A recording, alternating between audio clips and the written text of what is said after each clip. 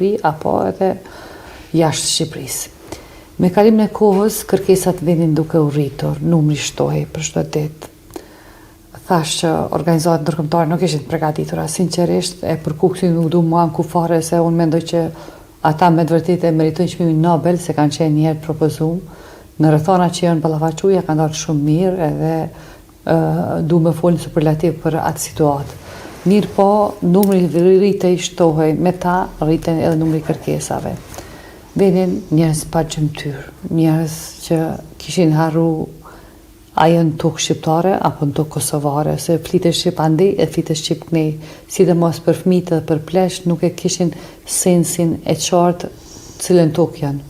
Se vinin natën, në orë të vona, të shpërngulur me forcë, kaloni kënej flitet shqip, edhe dal nga dal kam fillu aty me punu, fillojmë është me fëmijë, me gra ma vonë, kam fillu me u identifiku si person që mund me punu edhe me gra të cilat kanë për të udhëzuar seksuale gjatë